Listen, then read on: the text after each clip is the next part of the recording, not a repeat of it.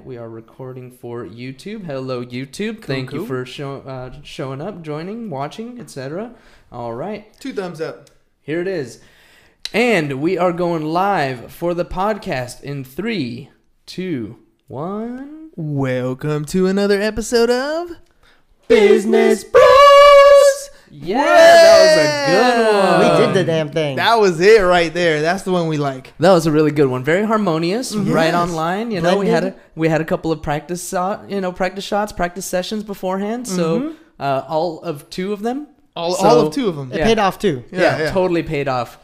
So again, welcome Anthony Manzon to the show. Nan, you want to introduce our guest? Yeah, absolutely. So, we lost his video. Oops. Nope, someone called me already. Already. Oh, never That stops. always happens. It's gonna come back on. There we go. Oh, you know what? Me too. Oh, look at that. That's what happens when you Man. got real producers in the show. Right, let's So- take off then. Do not disturb. There we go. So James gave you a premise before we went Facebook Live. Well, while we were on Facebook Live, but before we started the audio, and he said that Kevin M basically referred you over.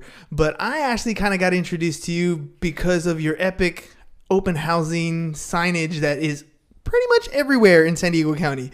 So, you know, I've always seen Team Manzon signs out there for quite a while. So I know that you have been a very productive producer. And when I got to meet Kevin and he told us a little bit about your team, he told us about what an epic team leader you are. So, you know, I wanted to make sure, you know, I at least put that out there because we want to bring people to the show that are killing it out there, that are being productive, that are just not a show, right? Yep. There's a lot of people who put on a suit and look professional, not necessarily doing professional things. And one of the things you told me before the show was that you're old school. So tell me a little bit about yourself. How'd you get started? Why real estate? Tell me about Anthony Manzon. Yeah. So I am blessed to say that September of this past year, 2018, was my 5th year in the business. So I've been in for 5 years. And I started when I was 24. That's when I got licensed. Had a big why. My wife and I, we graduated UC Santa Barbara. Couldn't get real jobs after we got our basically our degree, if that's what you call it. Couldn't get jobs. Had a wedding coming up in 9 months. And I was like, it's either we quit our jobs or whatever we could make to make money. I was teaching dance at the time. So I was making like $25 an hour, teaching 2 classes a week. So I make $50 a week. And I was like, we got to quit this, go full time in real estate. So it was September, I think 2013-ish. And we just went all in, spent all the money we had saved to get licensed business cards and stuff. And I went all in, did like 5 open houses a week. And 2 weeks before the wedding, was able to pay it off all cash through the hard work. Nice. So, and just create this big snowball that never stopped rolling. Word, That's right? amazing. Hey, man, 5 open houses a day. A week. Sorry, a week. Sorry, that would be a lot for a day. That'd be but epic. 5 open houses a day. That's tough to do. I mean, that's a lot of dedication. First of all, I'm imagining when you got started, you didn't have 5 listings. Oh, heck no. Right? I think in my first year, I got 1 listing, and then so I was doing just open houses for all other agents. So I was the agent that called every single realtor, looked for the vacant ones first because those ones I knew always was an opportunity to hold them open. I would just say, hey, I know today's Monday. Can I commit to Wednesday, Thursday, Friday, Saturday, Sunday open houses? If you save them for me, I'll do all 5. You never have to worry about it.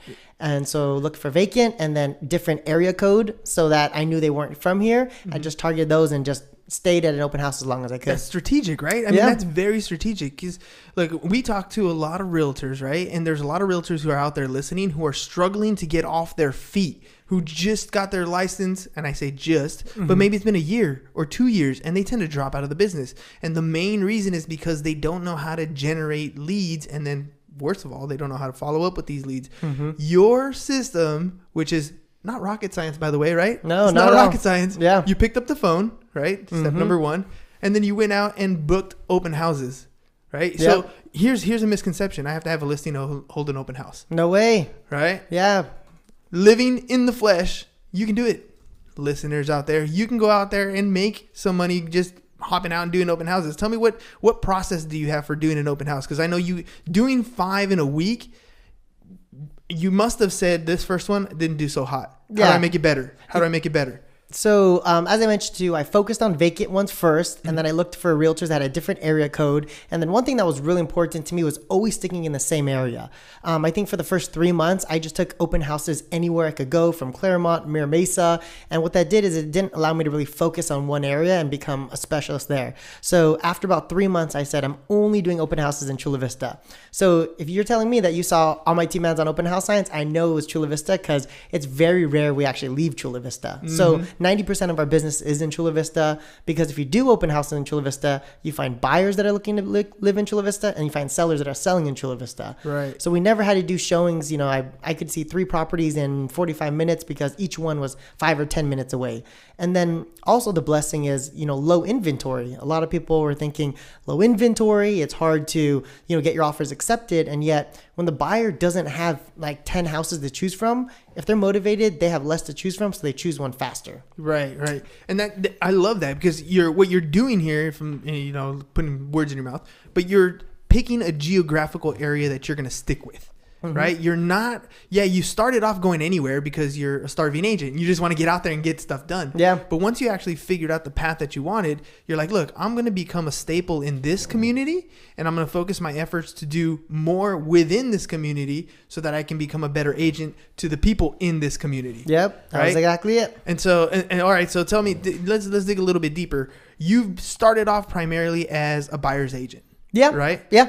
And how was your schedule like? Were you like super busy once you started like getting these going? How long did it take for this to take off? So you said you started at one point, and then by the time you got to your wedding, you were able to pay it off cash. What transition there? How did that take off? Yeah. So in my first year in the business, I did 13 transactions, and that's 12 buyers, 1 listing. And then my second year, I did 34, 12 listings, 24 buyers. Well, that's a huge Holy change. Yeah. crap. That's a huge change. That's a big shift from buyer to seller's market. So, Yeah. So I mean, we preach go out there and become a listing agent, because listing is where you're going to have the most time. It's where you're going to have the most control, because ultimately, you know, a buyer doesn't have to buy. There's always a reason that they can always rent. No matter what, they can always rent. But there are reasons why a seller has to sell. Right? I think both. I mean, honestly, I think I specialize actually more working with buyers now than I do sellers. I just get a thrill off of working with buyers.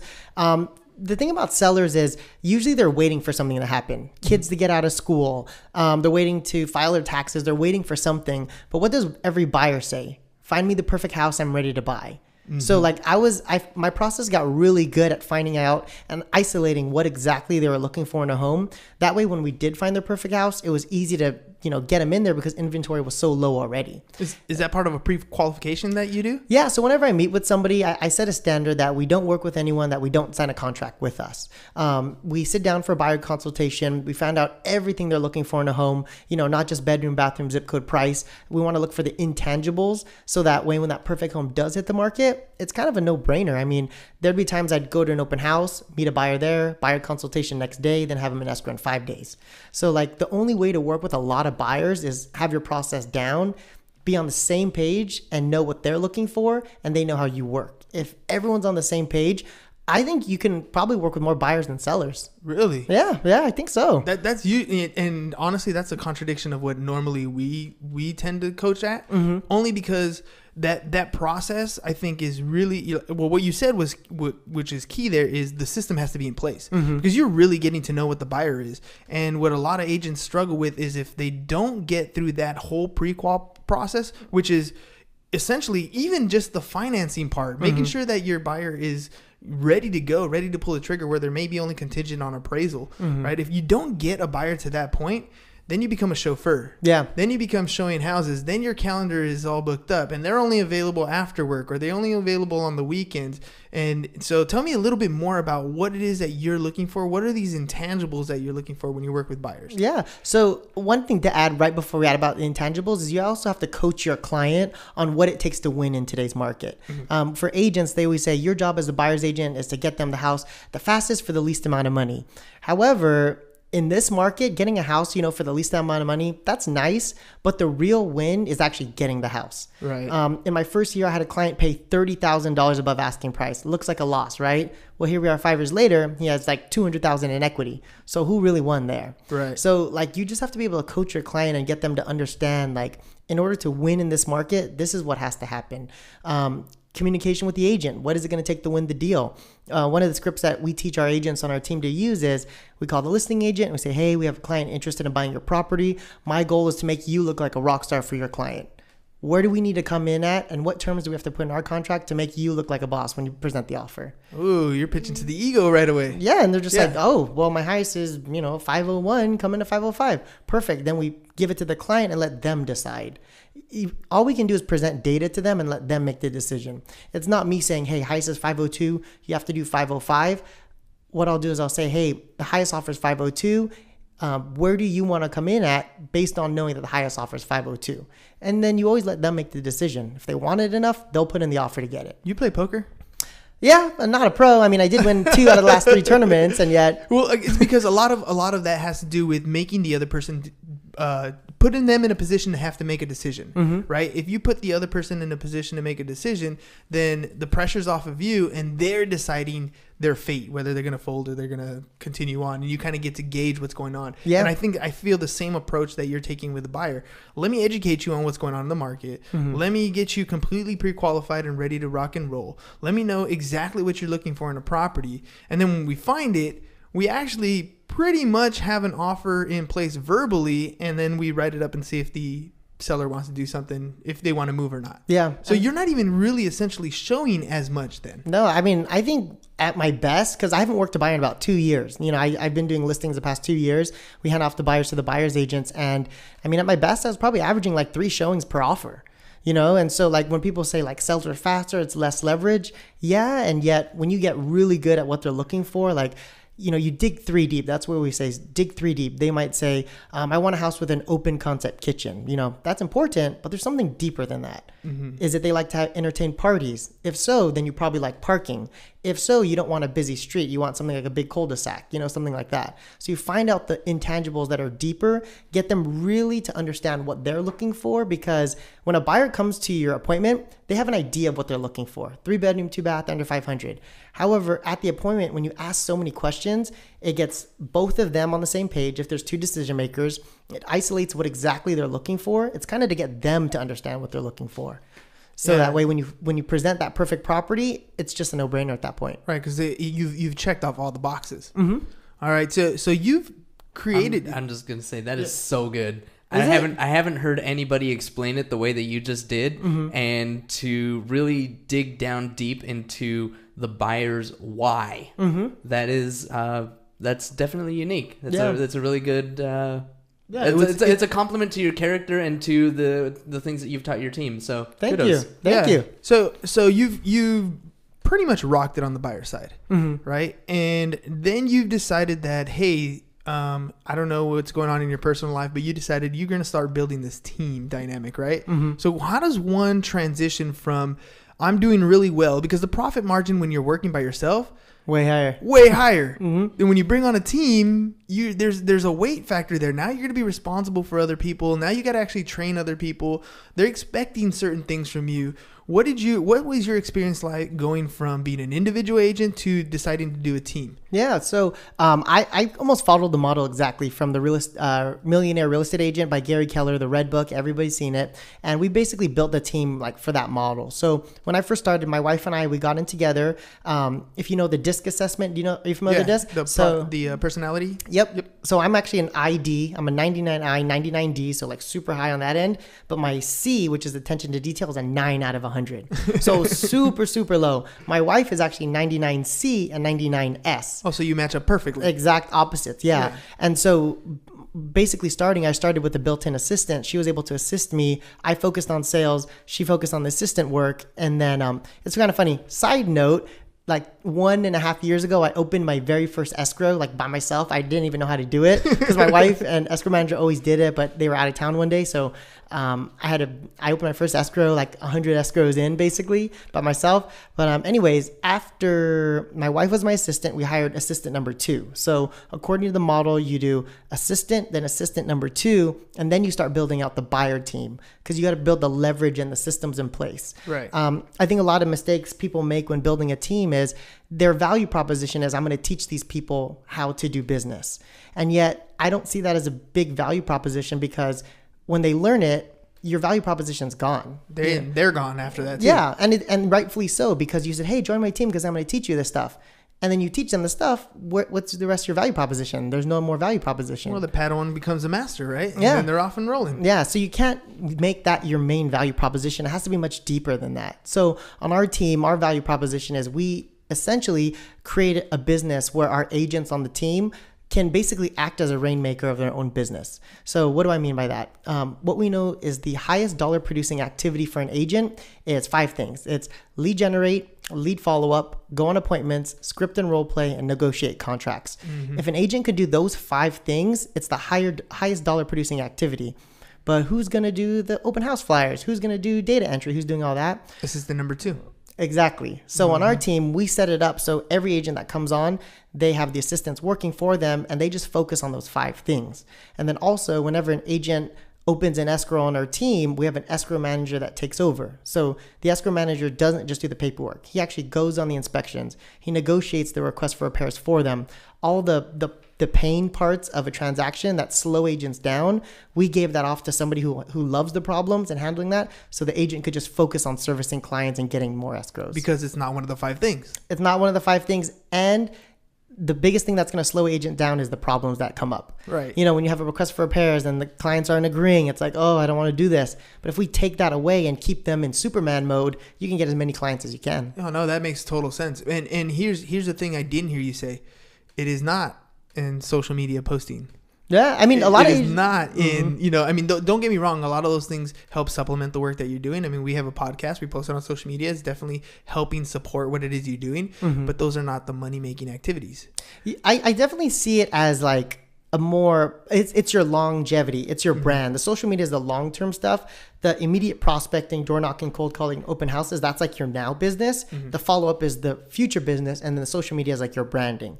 So do I wish I started it way earlier? Absolutely, yes. And yet, you know, the best time to plant a tree was 20 years ago. And the second best time, right now. So. Right now, yeah. Yeah. Because 20 years will come in a flash. Yeah. Oh, dude, I love that. I love that. Those 5 things, I mean, what did we say? Can we say it again? Lead generate. Lead follow-up. Go on appointments. Negotiate contracts. And then scripts and role play. Do those 5 things and you'll have some really strong agents. Like Kevin, like, can you believe how powerful he is at talking with people? Oh my gosh, right? Yeah. He's got a lot of, I mean, he's well practiced. It's funny because I brought up with him, we were talking about becoming listing agents, right? And with him, I brought up, do you guys use a pre-listing package? So dive a little bit deeper into what it is that you do when you train somebody to become, because he was telling me that in order in your team, in order to become a listing agent, you have to close so many buyer transactions. So what was the thought process there? Yeah. So, you know, for the listing agents on the team, we want to create like a separation between like the experienced agents and the brand new agents. What we don't want is for brand new agents coming on to say, hey, I'm going to take listings. And as we know, like new agents, they don't know what a good listing is versus a bad listing. And they can get contracts signed, but it might not be like a real seller. They just want to get, you know, things done. Also, to be a strong listing agent, you have to have service buyers to understand what buyers are looking for. So on our team, what we ask is that in order to be a listing agent, you have to do 12 transactions in the past 12 months. So what does that also do? It evens the playing field between experienced agents that want to join our team versus new ones. So let's say a new experienced agent comes on like, hey, I have 20 years in the business, but they had 3 deals in the past 12 months. Who's really more qualified at that point? Right. So it evens the playing field, 12 transactions in 12 months. And then they have to go on 5 listing appointments with me or a certified listing agent. Then they have to present it to the team and they get the okay, then they can take the listings. Nice. And in the meantime, there's a process if the listing lead gets generated on your team, right? Yeah. How does that work? So if a listing lead is generated basically by a buyer's agent, let's say holding an open house, we justify that as a 10% referral fee. Referral fees within the team are 10%. All right. Okay. Yeah, and it used to be 25 at one point, and then we thought about like from a number standpoint, if, let's say, for instance, I pay for all the marketing for a big grand opening mega open house, pay for the flyers, pay for the assistant to market everything. I pay for, let's say, a taco truck. I found everything. And somebody's just sitting there for the open house, and then they get the listing, and then I pay them $5,000, like a referral fee for that. It's not really justified. Let's say if I refer someone to Los Angeles and that agent closes the deal, that's justified 25% because they didn't spend any money to generate that lead. But if it's like within the team, we justify that at 10. Okay. All right. So, let's see. So we're talking about, really quickly before you jump in, Phil Duncan. You know Phil Duncan? Maybe. I don't know. He said good work. Anthony is killing it on Facebook Live. Oh, and thank you. I know Phil Duncan, so I from the thought, insurance world. From the insurance world. So you know what? I don't go on Facebook too much, so I'm gonna right after this I'm gonna look you up, Phil Duncan. He's great people. And shout out to Jose Alvarado, Visionary Media Corp, of course. What's up, everybody? But he mentioned it, so I thought maybe you knew him. Yeah. Which I would have been a little bit like, It is a small world, right? Yeah. It is a small world. Well, thanks, Phil. I appreciate that. Sorry to interrupt. No worries. Continue your interview. Yeah, so tell me a little bit about your listing process. What is it? When a listing comes in, you told me about how you treat the buyers. Tell me a little bit about how you treat the sellers. Yeah. So let's say, for instance, a listing lead comes in. We field the call, book the appointment, and then when we book the appointment, we have a pre-qualification lead sheet, and that thing is like huge because one thing I learned 2 years ago, I think I went on like 70 listing appointments, but I only sold 35 listings. That's a 50% close ratio. Yeah. And when I looked at it, I was like, okay, I mean, these are rough numbers. I said, where was there such a big gap? And when I looked at it, of the 35 that didn't sign, only like 5 or 6 of them actually went on the market and sold. So what did that tell me? I went on way too many fake listing appointments that weren't real listing appointments. They weren't properly qualified. Exactly. So last year was a big focus on actually going on strong listing appointments that actually were listing appointments to get the best use of my time. So it starts with a pre-qualification lead sheet. We go through the entire thing. If they fill out all the answers and it looks like there's an opportunity to list, we send out a pre-listing box. Actually, I have one in the car, so I can show you. I'm about to drop one off after this. It's a Team Manzon box. Inside, there's a red envelope. I always tell the client, hey, before we meet, in order to save you time, can you please fill out this red envelope? It's going to save you a lot of time. It talks about, we know what kind of flooring you have, what kind of countertops, so that when we meet, we can focus on you and your goals rather than talking about the specs of the house. Is that fair? And so they fill out the red envelope so that when I meet with them, I have that ready. And then separately, there's our pre-listing packet, talk about our stats, how we compare to other agents, questions to ask other agents if they're interviewing against us. And then we put a little Team Manzon goodies like a stainless steel coffee cup and then like a red bag kind of thing for fun stuff. See, that's a really well-designed packet. And I'm assuming there's a cost to it. Yeah. So it makes all the more difference why that pre-qual at the beginning has to be done well, right? So this is something that I'm assuming gets done when you're getting ready to set up the appointment. You give them a call and you go through these types of questions. So what happens if they don't get through these questions? Is this something that happens with additional follow-up, or how do you fan out what's a good listing appointment, what's not a good listing appointment? Yeah, so the main things I'm looking for is motivation and time frame. If I look at them, I find out from them their time frames, like, yeah, I'm looking to move in 2 years. I don't want to say my goal is to disqualify appointment, but I'm looking for reasons why it's not worth the time to go out there and go on a fake listing appointment and, get me discouraged. Like, I'm going on so many bad listing appointments, I'm not getting them signed, So I'm looking for motivation. If the motivation is big enough, like a baby being born, divorce, or taxes, something like that, then those are really good appointments to go on. But if they're just looking and they're like 1 year out, I'll usually push the appointment back and then find out when to follow up with them. That makes a lot of sense. Yeah. So, motivation time frame is essentially the biggest thing, right? Because, like I said, the seller is in a position where they have to sell. Maybe they're being shipped off somewhere. Maybe they're being, they're losing their job and they can't make any more payments. They got to make their way out, or death and family, divorce, disaster. Those are in a position, you're absolutely right, that they have to sell. Yeah. And so those are the ones you want to spend your money on. Those are the ones that get the red box. Yeah. And those are the ones that get the box. And you kind of compare like the buyer and seller. Like, as I mentioned to you, the sellers, they have like I have to move at this time, or I don't have to move, and they're 1 year out or 2 years out, and they're a little bit like, hey, I want this purchase price. But buyers, the one thing they want is just their dream house. Right. You find the dream house, they will break a lease to move into their dream house. They'll pay $10,000 extra to get their dream house. So like, you get those things, you satisfy those needs. It's kind of faster working with buyers. Yeah. All right. So you pre-qualify them, you get them the pre-listing package. What does an appointment look like? Is it something where you wing it, or you have a specific script that you're going on? Oh heck no. Yeah, no, I never wing it. Winging it is not scalable. Like, no, absolutely. If I was winging it and I taught all my agents wing it, like, our conversion ratio will be bad. Nothing is trainable, nothing's scalable. So it had to be something that's scalable enough. And we have our process of how the listing presentation works. First, we go over how much is their house worth in today's market, then how much are they netting at the end of the sale. So a lot of agents do pricing at the back. I actually do pricing at the very front.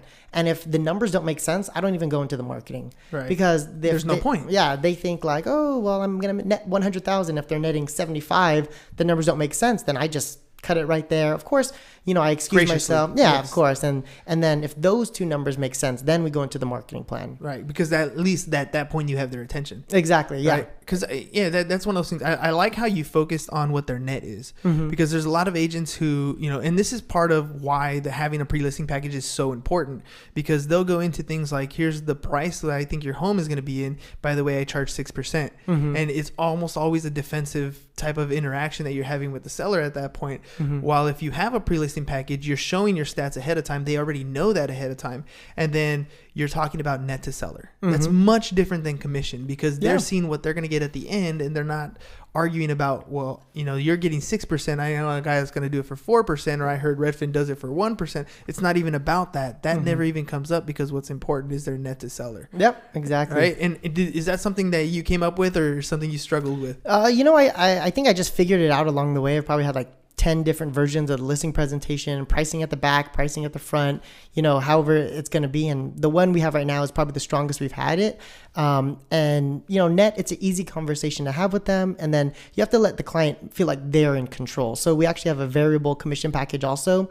We give them 3 different commission packages based on the services they want. And then they pick the one that's the best. Almost for them. A la carte type thing. Yeah. Yeah. And that's why when they also ask me like, hey, how much do you charge? I say, you know what? That's a great question. And it's hard to say over the phone. We actually have 3 different commission packages you can choose from based on the services you want. And we go over that when we meet at our listing. Like, oh, okay. Perfect. That's pretty good. Yeah. Easy.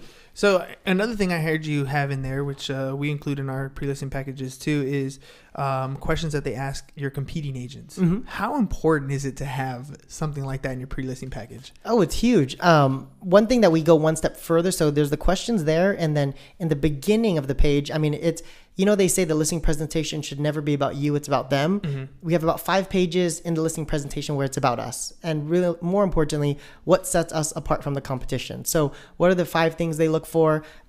Experience in the current market, sales to list price, days on market, someone that you can trust, like Yelp reviews, and then aggressive marketing plan. So we talk about our Team Manzon stats, how we compare against the competition. And that way, when they ask those questions, they actually have something to compare the two against.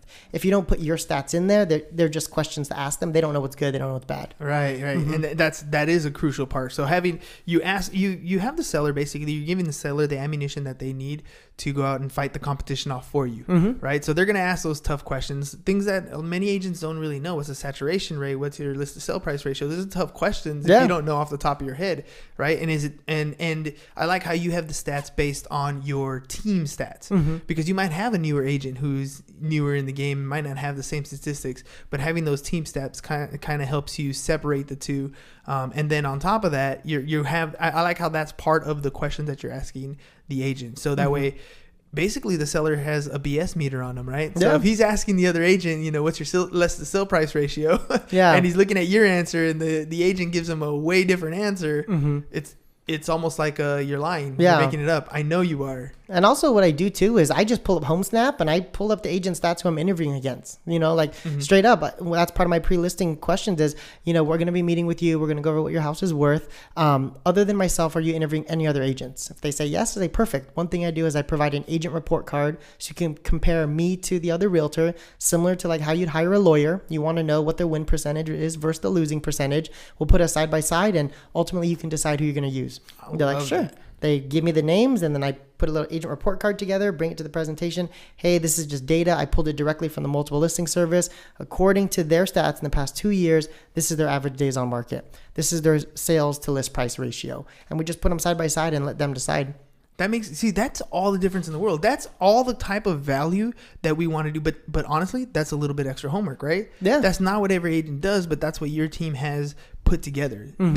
Let me ask you something. Maybe you want to share, maybe you don't. Yeah, of course. What's your close ratio now when you go on listing appointments? You know what? I don't know exactly, but I'm going to say if it's a good listing appointment, like 8 out of 10. That's really good. Yeah. Because look, I've heard this statistic oftentimes is, if you're an agent out there and you're closing, maybe if you have a 40-50% close ratio on your listing appointments, you're doing great. And I always thought, well, that's like a 40-50%. If my students got a 40-50% on a test, that's failing. Yeah. Right? How are you accepting 40-50% close ratio in your own personal business that supposedly is supposed to feed your family, put a roof over your head, pay the bills, that sort of stuff? 50% is not doing well. And you also, need to improve that. Yeah. And I apologize for interrupting. One thing to add is like depending who you're prospecting against. So like if you're doing open houses, most likely they've met other realtors. So your ratio is probably going to be a little lower. If it's all for your own database, your percentage is probably going to be a lot higher.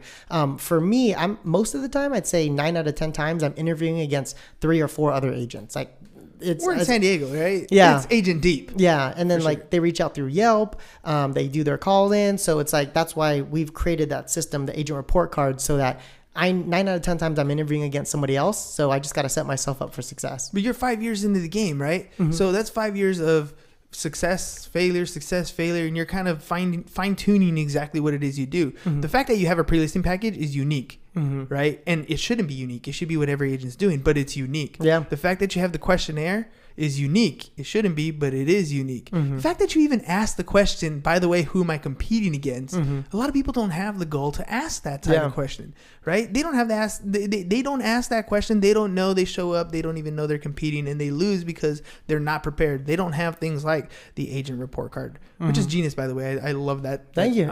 It's all public. I mean, not public info. It's agent info. Agent info. Yeah, we get that stuff. Yeah. And it's like if you were hiring a lawyer, you'd want to know how much they win versus they lose, right? Isn't it fair for you to know that before you hire them? Like, it's just, if I was altering my data, then that's not fair. But we pull it up right in front of them, real time. Yeah, that makes all the difference in the world. So yeah, no, I love digging deep into your system, into your team. So tell me a little bit about how big is your team now? Are you looking for more people? And what's like an onboarding process like for you guys? Yeah, that's fun. So this is what I love talking about now is like business building, team building, and growth. So right now, I think our team is at 11 people. We just lost our EA that we've had for 4 years. Unfortunately, she was our first employee. We decided to part ways. It just the visions weren't aligning anymore. Completely fine. We actually just found out today that number one person that I wanted to get, Mike, he's our director of operations. He interviewed about 50 or 60 people, and the number one person we want, she just agreed she's joining the team. So nice. 2 weeks we'll Congrats. have her. Thank you. That's huge for us. So we're about 11 people now. 5 of them are support staff, and then like 6 of them are agents right now. 3 of them are mainly producing, and the other 3 are in launch group, which is people from 0 to 3 transactions working their way into like an agent side. So you actually, essentially, you're grading your people as they come into the team, right? So a new agent comes and says, hey, I want to be part of your team. Is it that easy, or you go out and recruit? How does that work? No, so we make it pretty hard. The reason why is we only want A players. A players attract other A players. If you have a team of B players, an A player that comes in, they're not going to want to be a part of the Bs. So you gotta make sure that you're top grading your talent. And one thing I learned at Family Reunion, Keller Williams, is let me ask you first, what is your definition of top grading? If you're top grading a team. Top grading, I want somebody who's self-driven, ambitious, shoots for the top, who wants to be of service to as many people as possible in a systematic way. That's a great definition. I was thinking about something else. So top grading to me, like my new definition, before it was bring in people that are better than your people that are at the bottom. Like let's say your bottom 3, bring in people that are better than them, and your team always gets better. And yet when you think about it, that's not top grading. Top grading is bringing people in that are better than your best person. Well, one of the things that we say is if you look around your 5 people that you spend the most time with, if you're the top producer, you need to find some more friends. Yeah. Right. Yeah. And that's kind of essentially what you're saying here, right? If anybody who's on your team, you're looking for somebody who's better because they bring up everybody on the team. Yeah. And also as like the team leader, when you have a bench, so we call that building the bench, when you have a bench that's so strong and almost stronger than your current team, you as the owner have the right to enforce the standards and expect excellence from your team because you have a bench strong enough to do that. when you don't have a strong bench, you're held hostage to the current talent that's not hitting the standards. Pretty much how the Golden State Warriors won their championship a couple years That's back with funny, that man. strong bench. Top grading over the best already in the league, right? That's Isn't that funny, crazy? 'cause I was thinking of the Chicago Bulls in the 90s. Yeah, both great teams. No, that's a great analogy, though. I mean, that's exactly right. Yeah, that's what you mean by stacking your bench. That makes a lot more sense. Yeah. So that's how you're headhunting. Yeah, we're always recruiting. We're always looking for talent. So to go back to real quick to our process, what we do, if somebody mentions, hey, I want to join your team, we put them what's called launch week. And so in launch week, we want them to do 5 days in a row of bold 100s. That means they're making 100 contacts in one day, 5 days in a row. Why do we do that? Because we want to see how they perform, if they have grit, are they self-aware and are they learning to use the script? Are they getting better and better? Are they actually can they lead generate? Do they fit in with the culture? You can learn a lot about a person when you put them under intense pressure to see if they can complete the goal. So they 5 days of bold 100s. They use a triple line auto dialer, usually calling just listed, just sold. And then at the end of the 5 days, we have a team meeting and we vote that person whether they're in or they're out. That's crazy. So you force them to take reps. Yeah. Right? Because that's huge. We talk about that with our insurance people. Like, how do you get them to come in and produce? Well, you apply the pressure, right? You're putting them through a hell week. Yeah, I like how you changed it. Yeah. Like what'd you call fraternity. It? Oh, I put launch week. It's like hazing them, yeah, right? It's like hazing them. You're putting them through some shit, man. Yeah, and it's good. But it's good for them. Yeah, it's they good need for that. them. If they, I guarantee, if you start your real estate career making 100 contacts a day for the first 5 days, like you're not scared of anything anymore. No. You can door knock, you can do anything. Nothing scares you anymore. So like, it just gets our agents off on the right foot. And not just the fear, the fact that you have to learn what to say, how not to say it, how to say it better. And you're going to learn that in day one. The first 100 calls, the fact that you're talking to 100 people, you're getting better. By the time you hit, the 500 calls, those scripts are pretty well ingrained. Yeah, and I'd rather have them practice on people they don't know than practicing, with the Team Manzon name behind them and they're doing open houses and how much is this house for? Oh, they don't know how to talk to people yet. You got to get them out there. No, that totally makes sense. Hey, James, we're going to do that with our agents, by the way. I know. I was thinking the same thing. I love it. I love it. You're spitting gold today, man. Thank you. Absolutely. I can talk all day. Yeah, for sure. Okay, so tell me a little bit more about so after this hell week that you put them through. Yeah. What happens after that? Yeah, so after they get voted in by the team, I mean, once they get voted in, they're like family. Like our team is super close. It's hard to find a team that's closer than ours. And basically, even though they joined the team, there's still that period of them proving themselves every day. We call that the 30, 60, 90 day period.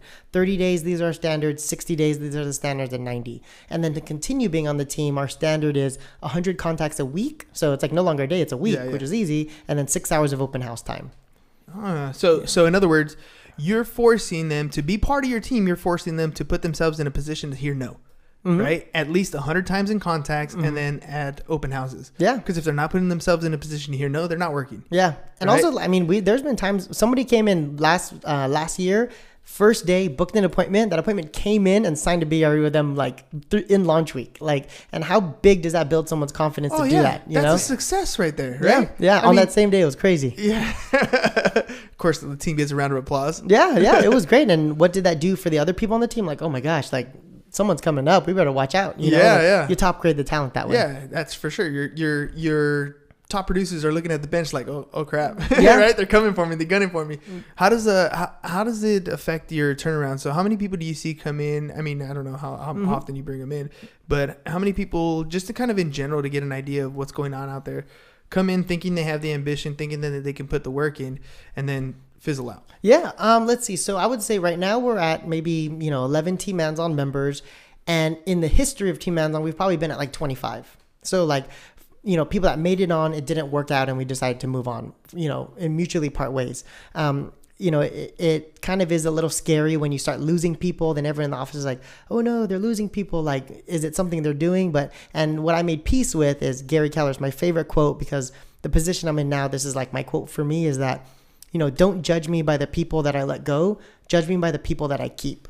It's so true, right? People are looking oh my gosh, they lost their top agent. And yet it's judge me by the people that we have on the team. Those are the people that I want to reflect me, not the ones that we didn't, get into business with. Right. Because if for whatever reason, whether not meeting quotas, you don't want a cancer on the team. Yeah. Right. Yeah. And you want to make sure, because it sounds like the dynamic on your team is fun. I mean, I look at the pictures when you guys are together, even when you when your EA, when you guys still had a great group photo, everybody was smiling, everybody was happy for her. Yeah. Yeah. Right. Sure. So, that's a culture that you're building within your organization, and it's a culture of winning. It's a culture of success. Right. And that, to me, that right there is why the Team Manzon name and why they speak so highly of you, is because I think you've helped them find something in themselves that they may not necessarily have known they had. Right. You've given them the keys to being able to be successful, to reach goals, to closing 12 transactions on the buyer side to become a listing agent, right?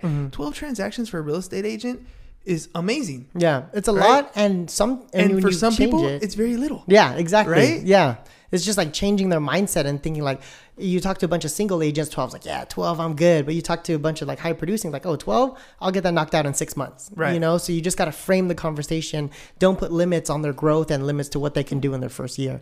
When we first started Team, when I first brought on our first 2 buyers agents, one of our buyers agents did 19 deals their first year, and then the other one did 18 deals their first year in the business. And these are like brand new to San Diego, and it's because we didn't set limits on their growth. And for a lot of people, like 19, that's crazy. And yet for them, they believed it 100%. They knew. Well, I mean, again, it comes down to actually doing some work, right? By the way, James, hear that? Actually doing some work, taking action. Concept. We had a discussion yesterday about do you need passion to take action? Well, hey now. It was kind of like that. We're having this debate about passion and taking action, and listening to you, forcing your people. Well, I can't say forcing because it's a 1099 position, but giving them the opportunity to hit these goals by taking action. And once they've taken all these steps, once they're out there, they're making their bold calls. 100 contacts. They're out there doing open houses, and because they're doing work, they get success. Because they're doing work, they close deals. Hell yeah, they're going to be passionate. Hell yeah, they're going to be excited. It comes with growth. I mean, I'm not going to... Look, we had this discussion yesterday. Let's not get into it right now. Well, let's leave the stage on Anthony, okay? No, but I agree with both of you guys. You do need the passion to take action, and you do need the action for passion. The passion is what fuels the action, because I can call 100 people right now with no passion and get no results. And then I can also call those same 100 people with passion and then get a lot of results. So you do need both. I do agree with both of you guys there. So. Yeah, I don't think our conversation had a winning thing, because I think we both see it. There's definitely a need for both. But I really like the fact, because a lot of the things that we talk about is things that are practical and tactical to go out there and do. And telling someone to make 100 calls, I don't care if it's a week or a month, that's difficult. Yeah. To get somebody to take that action. And, you get people who are new in the business. I like the fact that you're going after the gold, going after the top grade people. What advice would you give to somebody who's new in the game, who maybe doesn't know how to pick it up and go? Like, where do you find 100 numbers to call? Yeah. Where do you go? Where do you get these open houses? Well, we talked about the open houses, but how do you do that? Where do you get these 100 numbers from? Yeah. I mean, we just pay a service, Cole Realty Resource. I think as an agent, there's a certain amount of resourcefulness you have to have from within in order to be successful in this business. Even if you join a team and you're not resourceful, you wouldn't last on my team very long if you're not resourceful. That's why the 30, 60, 90-day process is also an opportunity for us to learn from them. Are they resourceful? Are they emotionally smart? Are they smart intellectually? We're testing each other's out to see if we can build the vision together. Because we have, one vision, we're all moving towards the same direction. And as long as my vision's big enough to help them get to their goal, really, I'm just setting the roadmap for them. If you tell me, someone joins the team and says, hey, I want to own 20 investment properties in the next 10 years. Well, if that wasn't a part of my plan and I want to be in business with a person, I need to create a roadmap and a world big enough for him to hit his goal so that we can be included in the same world. Yeah, that's deep. I love that. Yeah. Because you're really digging deep into not only the production of your team, but why the production is important. You're not reverse engineering their financial goals, which you kind of are, but you're also reverse engineering why they want to be in business in the first place. Why are they going out there and making those 100 calls, helping them reach and find that passion that they're looking for. Dude, so awesome. How are we doing in time, man? I was just gonna say, I hate to tell you, but we are we got to wrap it up. Okay. Business, bro. Right? This has been... I just get so much out of you. Like, I was like, let's keep going. I know. I mean, we could if you want to, but we're at 45 minutes already. Right. Well, maybe we'll schedule a round 2 sometime. Yeah, we absolutely have to. So, Anthony, go ahead and I believe it's this camera here, and you can talk to our viewers, give them a idea how to get in touch with you for whatever it is that you want to provide for them. Yeah, guys. So if you want to reach out, add me on Facebook. You can email me. You could reach out, private message me. I'm super open. I learned everything I learned in this business from other people who have taught me it. So I'm an open book. If you're passionate about growth, building a team, getting into real estate sales, joining a team, being successful in this business, I'm an open book and I'm here to help as much as I could. Thanks, brother.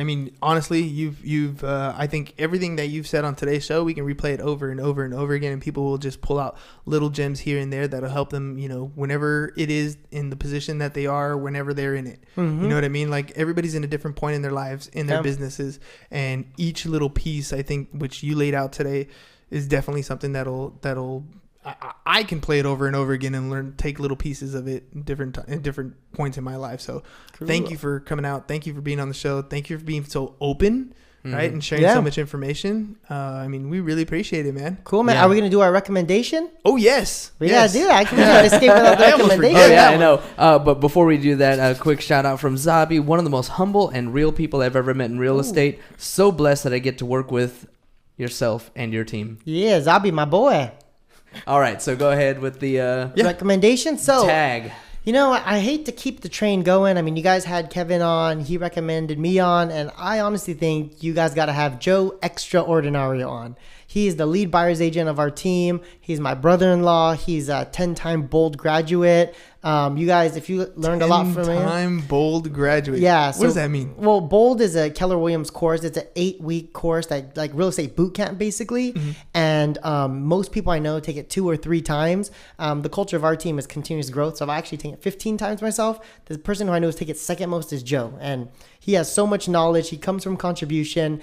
He's just on a whole different level. Like, me, Kevin, and Joe are all super different agents in different ways. All of us give that same kind of value. You guys got to have Joe on. So tag Joe Extraordinario. Joe Extraordinario. Yep. It's an extraordinario name, right? It definitely is. He's my brother-in-law, and he'll put on a good show for you guys. Awesome. Hey, thanks again, dude. Again, I'm almost speechless, which rarely happens, but just so much stuff that came out of you today.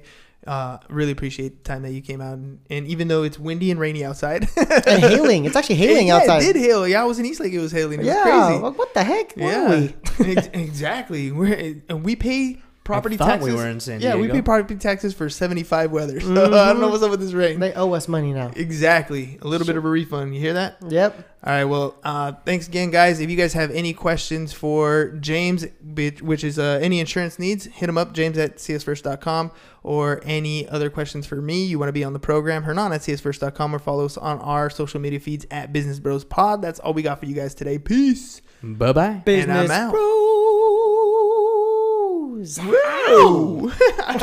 I did it the most out of all you guys. That was a good one. I was like, I don't know when I'm ever going to get to do that again, so I had to do as much as I could. So good. Hey, thanks a lot, Facebook. Thanks for joining us. What a great show. Wow. What a great show. Thank you. That was fun, guys. That was cool, I was flowing. We were free. We're having fun. That was great. I tried to do